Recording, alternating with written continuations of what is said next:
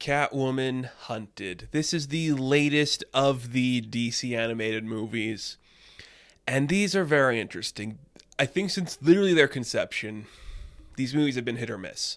There's some great ones, there's some really bad ones, there's some weird continuity where they want to make it all connect, and making it all connect just makes it fall apart.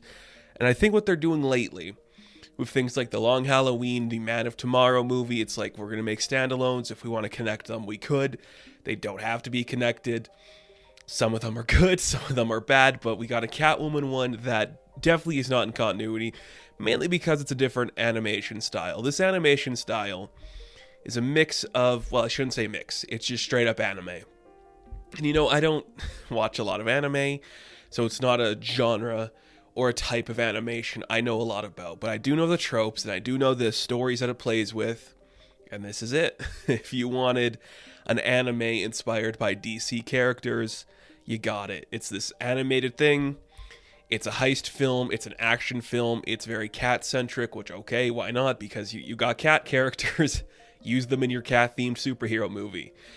It's not bad. And when I say it's not bad, it is a quick, breezy, 78 minutes of just Catwoman being Catwoman. If you like Catwoman, if you are a fan of Selina Kyle, and I do like this character, it does a good job presenting this character in a positive light. I think Elizabeth Gillies is a great choice for the English voice, just because she really gets it. And she just does something I think works really well for this character, and that is you play up the seductive nature. And that's something that sometimes is missed, especially in modern stuff where it's like we're going to make her, fun and flirty, but it's like, come on, she's having a lot of fun while she's doing it. She should have that presence in her voice, that lisp, that just that quiet soundingness to it. She does a good job presenting that. Probably, I'd say, a top 3 voice actress for Catwoman, just because you really buy it. You buy you just buy everything she's saying when she's doing it, and I really do appreciate that. This interpretation of Selina Kyle, I really do like it. I think there's something really fun and positive about it, where in every situation she's in, she's having just a good time. She's enjoying herself. She's just enjoying everything about the world that she's a part of in here, and that's something I really like to see. I think where this falls apart comes with the other characters, because it's just a weird plot that sometimes doesn't work with itself.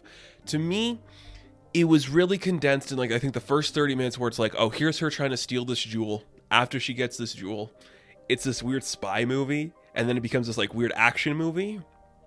I'm this is an interesting choice. I don't know if you need it.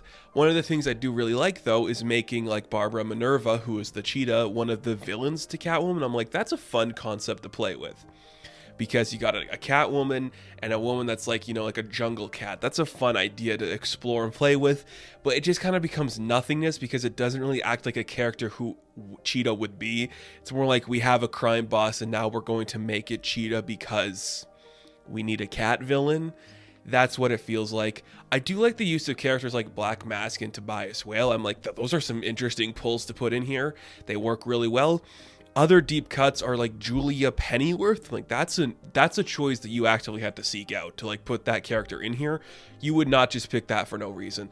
Same with King Faraday. I'm really, King Faraday? That's the character we're going to go with for this scene. That's an interesting choice, because I'm I barely remember King Faraday in anything but New Frontier. It's the only place I know King Faraday from. I'm just that's a bold choice. One of the choices that they do make that I'm still mixed on, and I'm this is an interesting just vocal choice, is Stephanie Beatrice as Catwoman. As Batwoman, I mean.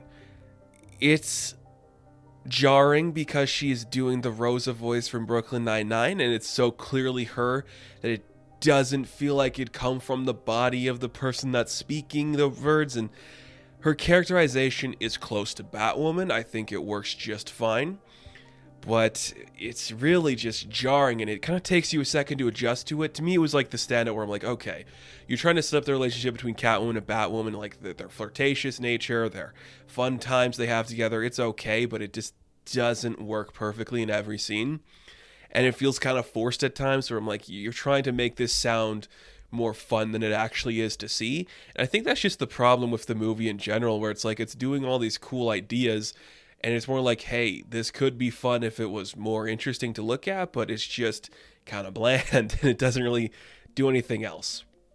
You know, there's a great idea introducing Cheshire and this character called, what was it, Nosferatu or something, which is like a female Nosferatu thing. If that's a character before, I don't know. It's like, hey, a bat and a cat fighting a bat and a cat. That's a cool concept that ultimately goes nowhere and doesn't really do anything to add the story. Where it worked is the heist stuff, is the spy stuff, and when it's like trying to be kind of like a fun, flirty, bisexual thing where this character's just hitting on everybody, making cool jokes about everybody, and then it's just like, hey, here we're gonna do like some big action sequences that ultimately suffer from, I think, the genre it's trying to be, which is the anime genre. It's like, hey, we have to put the big monsters in, these pointless demons and stuff, just because that's what we're doing apparently. That hurts it. That takes you out a little bit, and it really just leaves you going, this is a weird choice for a Catwoman film. I don't think it's boring. I just think the choices it makes are choices that I wouldn't. And that can hurt a film like this. It's better than some of the other animated stuff currently from DC. Like, I would rewatch this in a heartbeat over The Long Halloween. But as it stands, I think Elizabeth Gillies is a great voice for Selina Kyle. If this was a better movie with, I think, better animation, better pacing, and a more interesting plot, it could have went better. But just as a standalone Catwoman film goes, I could see something like this being adapted into live action. But for animation, you didn't play with, like, in the bounds of animation to the point where I think you could have done something special. There's nothing really intrinsically cool about this. It's just like, hey, here's a sexy Catwoman and a sexy Batwoman and a sexy Cheetah Lady. They're talking, they're having fun, they're doing their thing, and then nothing really comes about it. That's all this Catwoman movie was. I guess for 78 minutes, you'll use your budget okay, but you could have done more with your budget, more of your time, and just make us care more about this world. I do like it does play into the bisexual nature of Selina Kyle. That's something I think should be explored more. That's pretty much the saving grace of this. There's one of my favorite scenes in it is just when she's seducing Kate, and it's like almost getting somewhere interesting where it's not just like, you know, having them kiss. It's like, that's a character that should be persuaded by this action. I like what that's doing. The rest of it, typical anime genre stuff, doesn't do anything creative. You could throw any character in this and it would feel the same as any other anime. The fact that it's Catwoman, sure. You just put a DC logo on it, there you go. Mass market this shit. It looks okay. It's not that special. I wanted more, but also what we got, I'm not surprised by. So Catwoman Hunted. I'm going to give a 6 out of 10. Thank you guys for watching this review. Be sure to like and subscribe to the channel. As always, you can check me out on Instagram, TikTok, and Twitter. I will catch you in the next one. Have fun. Stay safe. Good luck.